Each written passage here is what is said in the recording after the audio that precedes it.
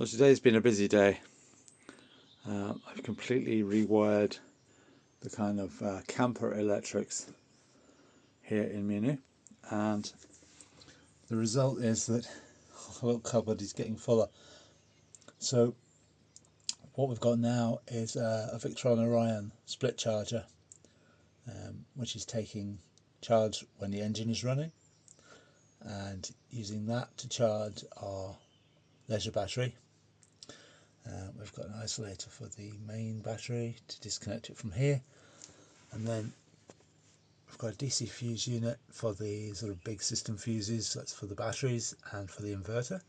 We've got our little fuse panel up there, which is doing the lights and the fridge and the water pump. Our MPPT, which is taking solar from the roof. We've got a Victron servo up there, which is doing the kind of communications between all these different bits of kit. And underneath there, there's the BMS for the battery. And what that does is the battery tells it when it's full, so it can disconnect the charging from the vehicle or the solar. And it also tells it if it's getting too flat. And then what it will do is it will disconnect the loads.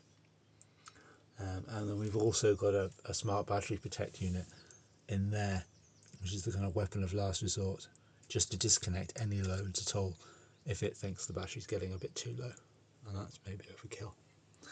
And then we've got our AC incoming from the shore power and our AC outgoing to the inverter, from the inverter, sorry, which powers the sockets. So all it does is power the sockets in here. Put a new compressor fridge in instead of the old gas thing, which is a better job. So that's going to be the electrics taken care of. What we're going to do is I'm going to put the battery's going to sit in here, be a lithium battery, and the inverter is sitting in that cabinet there. It's not going to get used very much, I don't think. Most of this is going to be USB charging. And then we've got our little screen there, which when the system's on tells you what state the batteries are in and what charging is happening, that kind of thing. Also put some gas struts on the back door, make life a bit easier. And then the engine. So a couple of problems. The gear change was slack as anything. So we've put a new lever in. The ball doesn't have wear on it like the old one did.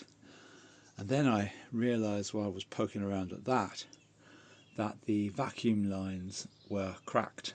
And because we were having trouble with boost, mainly at kind of low revs and stuff, but boost problems for sure, vacuum hoses are probably involved. Then I started looking at the pump, and I realised that actually the vacuum outlet on the pump was loose, so there's a leak there as well as in the pipes. Then I realised that the vacuum lines have got oil in them, which points to a leaking oil seal in the pump itself. So I have that off, I have a new one on order, and I'm hoping that if I'm very, very lucky, when I put it back together, it will cure my idle boost issue.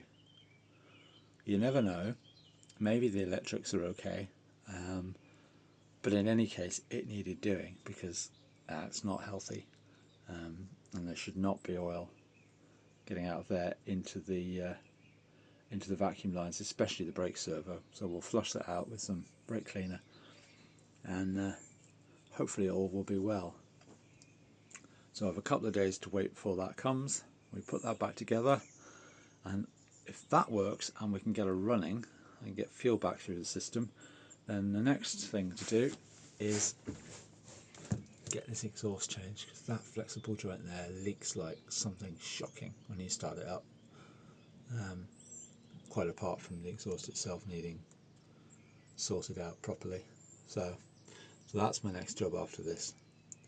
Not quite sure where we're going to route the exhaust. I'm hoping that we might be able to bring it back down through the chassis and out the side, but haven't worked out quite how to get there yet. So anyway, that's me news update. We're getting there, slowly but surely. and hopefully next week we will get her running again.